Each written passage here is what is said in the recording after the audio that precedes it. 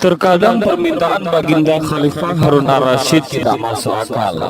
Parahnya, jika permintaan itu tidak dituruti bisa berabe bagi Abu Nawas. Begitu juga yang terjadi pada hari itu.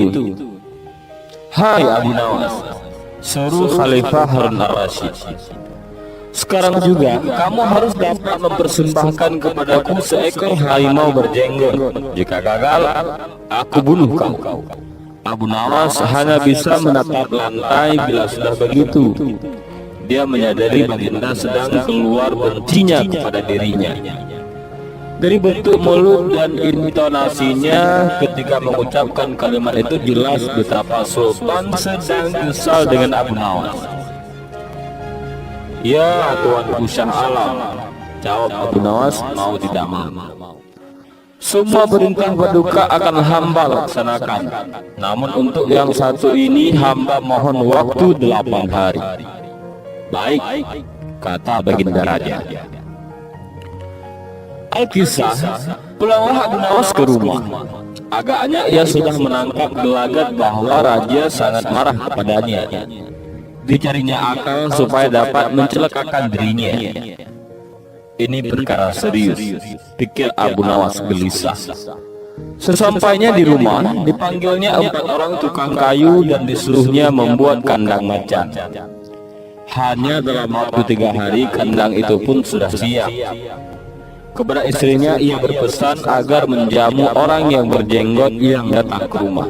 Apabila Adinda dengar Kakanda mengetuk pintu kelah, suruh dia masuk ke dalam kandang itu, kata Abu Nawas sambil menunjuk kandang tersebut. Baik, kata istrinya. Abu Nawas pun kemudian bergegas pergi ke musala dengan membawa sajadah. Hai Abu Nawas, tumben kamu salat di sini? Tanya imam dan penghulu musala itu. Sebenarnya saya mau menceritakan hal ini kepada orang lain, tapi kalau tidak kepada tuan penghulu, kepada siapa lagi saya mengadu? Jawab Abu Nawas. Tadi malam saya ribut dengan istri saya, itu sebabnya saya tidak mau pulang ke rumah, kata Abu Nawas. Pucuk dicinta ulang pun tiba, pikir penghulu itu. Kubiarkan Abu Nawas tidur di sini dan aku pergi ke rumah Abu Nawas menemui istrinya. Sudah lama aku menaruh hati kepada perempuan cantik itu. Otak nakal penghulu itu tiba-tiba mulai berandai-andai dia. Hai Abu Nawas, kata si penghulu, bolehkah aku menyelesaikan perselisihan dengan istrimu itu? Silakan, jawab Abu Nawas.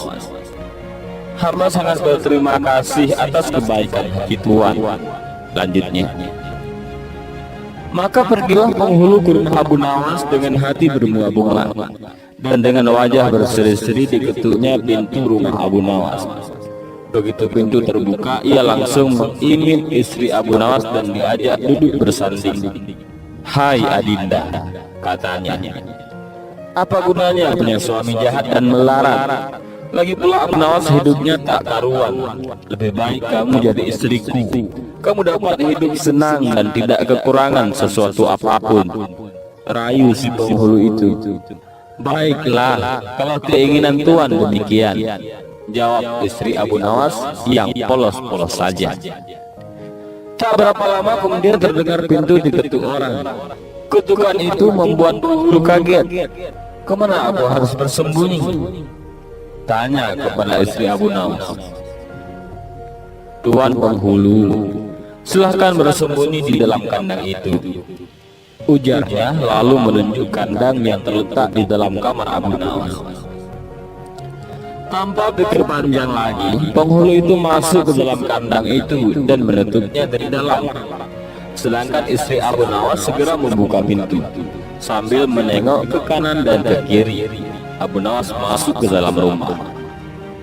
Hai Adinda, apa yang ada di dalam kandang itu? Tanya Abu Nawas. Tidak ada apa-apa, jawab istrinya. Apa putih-putih itu? Tanya Abu Nawas.